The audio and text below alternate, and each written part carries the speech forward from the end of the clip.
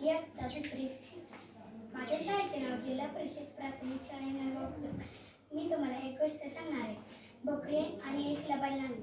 एका जंगलाबाहेर एक बकरी राहत होती आणि तिची छोटी छोटी 7 पिल्ले होती. तिला रोज अन्न आणायला बाहेर जायला लागायचं होतं. म्हणून ते एके दिवशी तशी अन्न आणायला बाहेर निघाली होती. तेव्हा ती कायम पिल्लांना सावध करून जायची. मग तिने पिल्लांना सावध केले, तुम्ही सर्व घरीच थांबा, मी अन्न आणायला बाहेर चालले. पिल्लाने ऐकलं आणि आई बोलली, अनोळखी कोणी आली तरी दार उघडू नका. ते बोलू लागले, ठीक आहे आई, पण सगळ्यात छोटे पिल्लू बोलले, तो आलेले आम्हाला कशी करणार?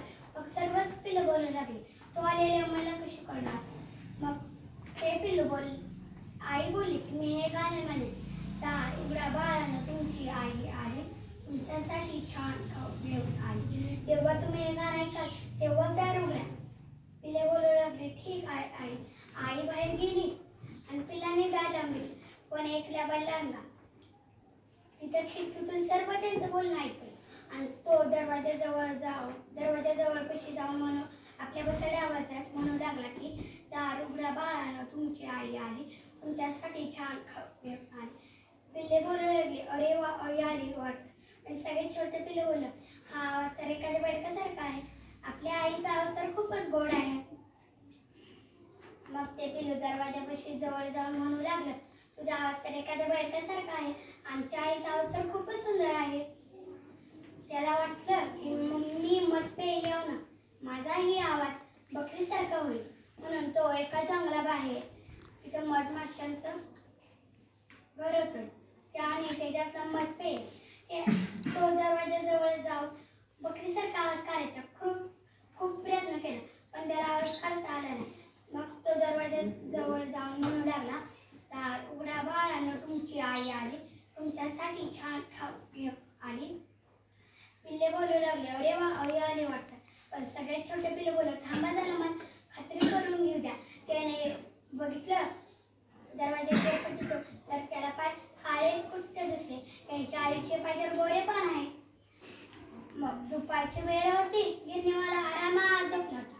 तिथे पिताचं पोरकं होतं, त्याच्यात त्याने पाय बुडवले. त्याचे पाय बकरीसारखे झाले होते आणि तो दरवाजाजवळ जाऊन म्हणू लागला की दार उघडा बाळानं, तुमची आई आली, तुमच्यासाठी छान खाऊ घेऊन आली. तर दुसऱ्या पिल्लाने जाऊन बघितलं तर त्याला पाय पांढरे दिसले. ते बोलत सगळ्यात छोट्या पिल्लाने सांगितलेलं कोणीच ऐकले. मग पिल्लांनी दार उघडलं. बाहेर असलेला लंगा खूपच जोरात ओरडून हसला, हा हा. पिल्ले घाबरली, इकडे तिकडे लपू लागली. पण एका पिल्लाला काहीच कळत नव्हतं. ते नुसतं पुतळ्यासारखं उभं राहिलं. लांडग्याने एक एक पिल्लू करून शोधून पोत्यात टाकलं. पोतं बांधून तो जंगलात निघाला. तो खूपच दमला होता. त्याला झोप आली होती म्हणून तो एका मोठ्या झाडाखाली जाऊन झोपला. आई घरी येते तर बघते घरात सगळा अस्ताव्यस्त पडला असतो. मग पिल्लासनी बोलते, माझ्या लाडक्या पिल्लानं कुठे गेला तुम्ही? आईचा आवाज ऐकून चुलीतलं पिल्लू बाहेर येतं सगळं छोटं आणि रडतं आईजवळ जाऊन. आई म्हणते, तुझी भावंडं कुठे गेली? ते पिल्लू रडत सर्व गोष्ट आपल्या आईला सांगते. आई ते ऐकून लाल होती.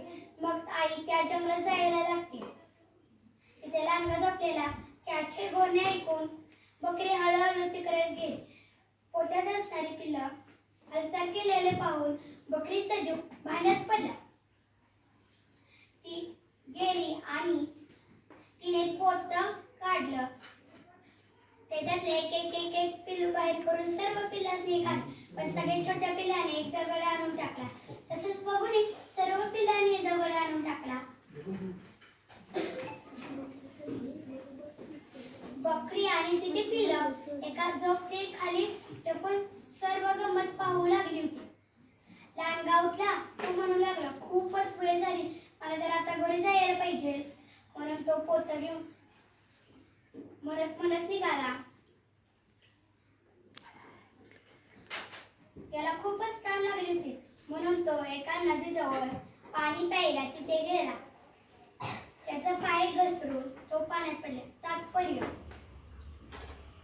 चतुराईने सर्व गोष्टीवर